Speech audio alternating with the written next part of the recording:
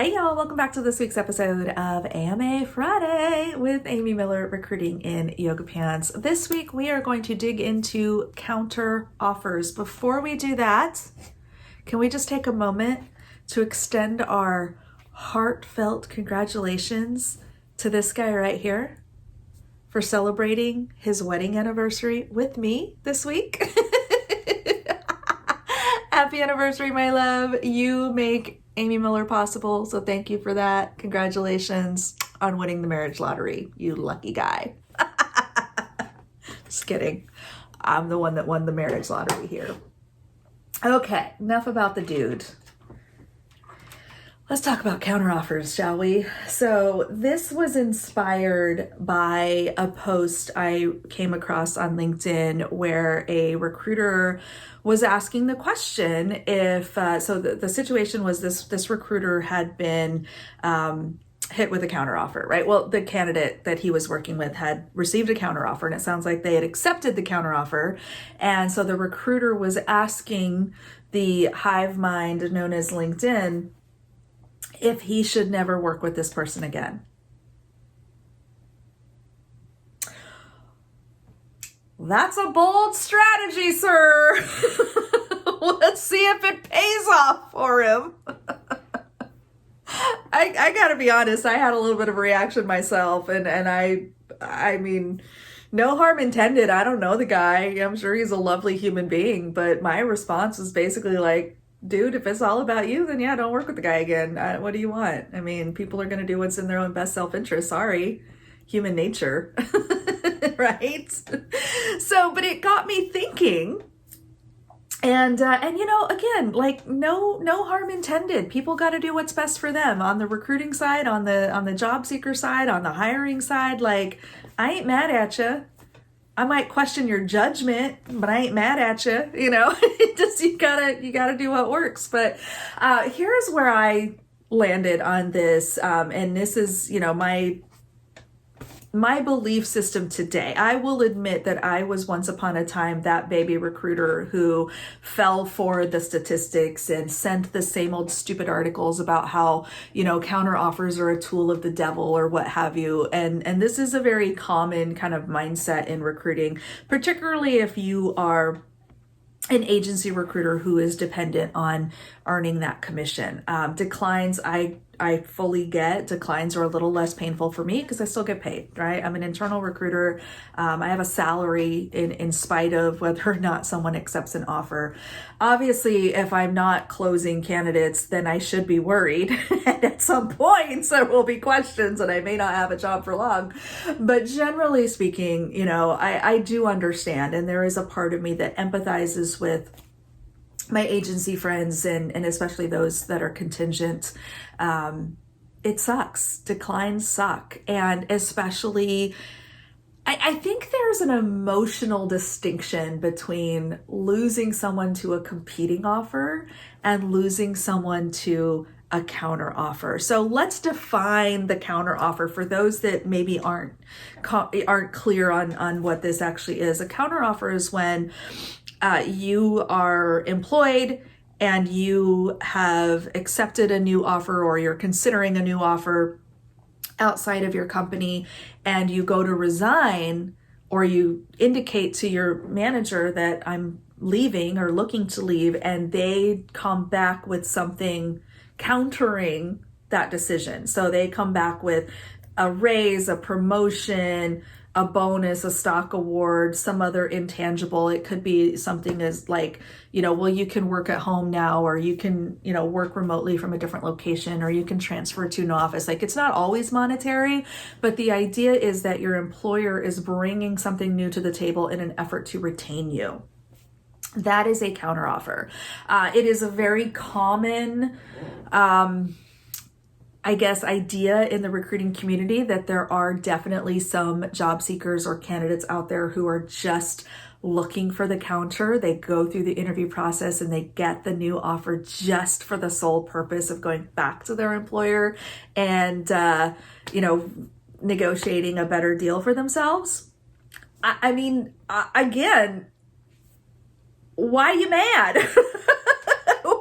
Why would you blame someone for shopping around and seeing if there's a better deal to be had and using that to their advantage? I mean, it doesn't feel good. I understand that, but I also, I don't know, man. I mean, hiring and employment and trading labor for currency is a transaction, y'all.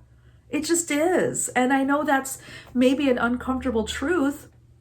And of course, I want to work with, ethical, honest people. I want to be an ethical, honest person myself. But at the same time, I can't really be mad at an employee for trying to game the system for their own benefit, as long as they're doing it, ethically. There's nothing wrong with exploring your options and deciding that your current option is the best one. I don't see a problem with that. That's just me. So that's where I stand with it. I do believe that there is a time and a place for counter offers to make sense, and it's an individual decision. I think that's really the heart of what I'm trying to say here, 5 minutes in already, that probably hasn't been super clear. But I think that there is no one size fits all solution here. I think that job seekers owe it to themselves, their current employer, their potential future employer, and yes, their recruiter, to be very honest with themselves about what it would take to make a change or not.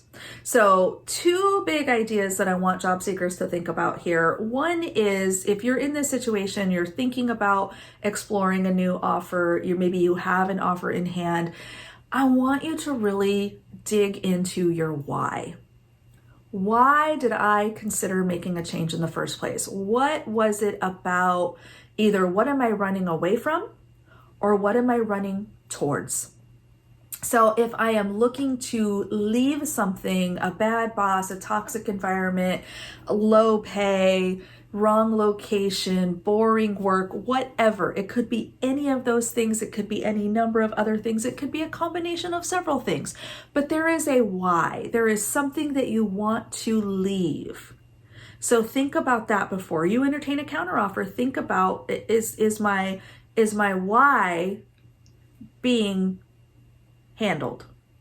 Because if I otherwise absolutely love my job and think that I just have a great gig and I'm super happy, I just wish I made more money, then yeah, that may be a prime opportunity for me to explore something that pays better and give my employer a chance to match it.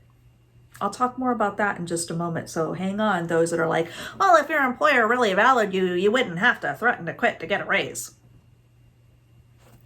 Hold on, we're going to talk about that. So that's the number one thing, right? What is my why? Has that been addressed? Am I running away from something that has been solved for? The second thing is, what am I running towards? Right? That's sometimes the other side of that coin, is I want to do something bigger. I want to move to a new location. I want to work on a different kind of problem. I want to get to the next level in my career. And is that possible or not at my current company? So is there something that you're running towards? That is the other thing to consider. And if that's true, and again, we'll just use location as the example, right? So let's say I really hate commuting into the city and I need to be able to work from home or work from a more convenient location.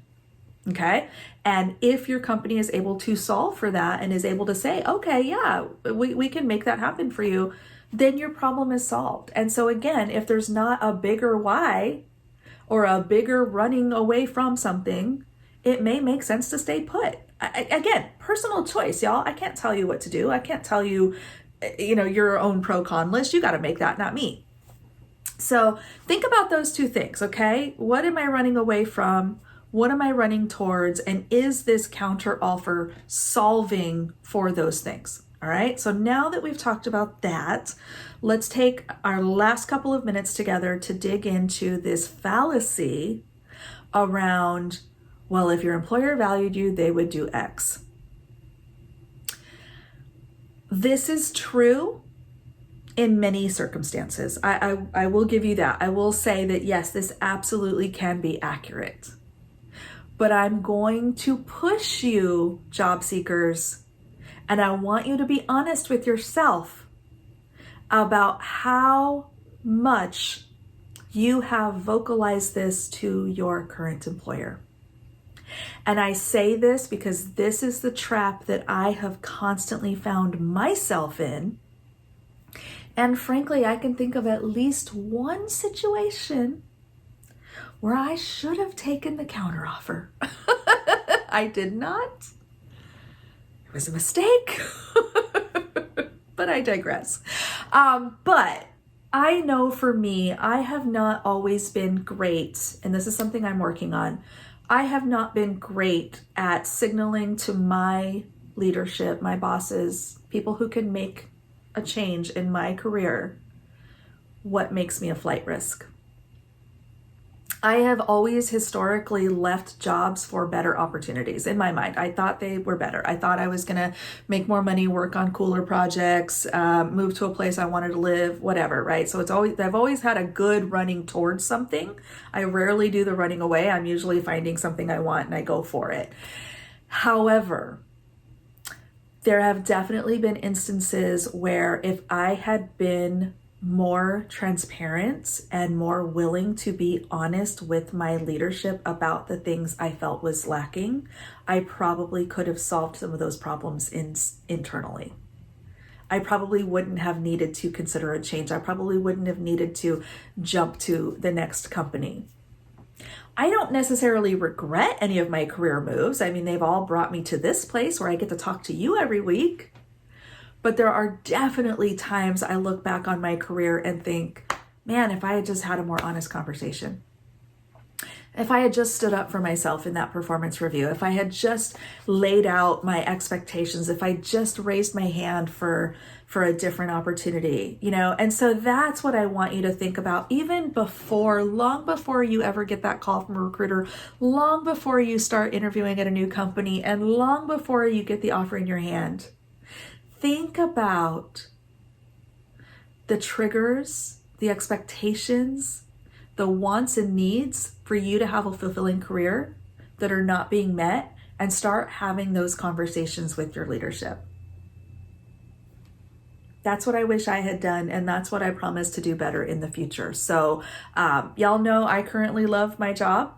And I've been thinking about this a lot over the last several months because, like every other recruiter on the planet, I'm getting 27 calls a day, right? The market is ridiculous for recruiters, and it's very easy to kind of see that shiny new thing come in and go, oh my gosh, that could be. Before I make that leap, y'all, before I even entertain a conversation, I owe it to myself, to my business partners, to my bosses, and to my candidates to make sure that I'm not just chasing the next shiny thing. Staying put makes sense for me, and it might make sense for you too. So hopefully I gave y'all some food for thought this week. Again, I think that counter offers can work beautifully in the right circumstances. So only you can decide that. Only you know for sure what's best for you. Don't let some cranky recruiter bully you on this topic. Sorry, I'm just being really transparent here. A great recruiter is going to accept your decision, understand that you made the choice that's right for you, and continue to be your advocate in the future should your paths cross again down the road. So hope that helps y'all. Feel free to drop comments down below, even or especially if you disagree with me, and let's talk it out, shall we? I'm ready. Are you? We'll see y'all next week.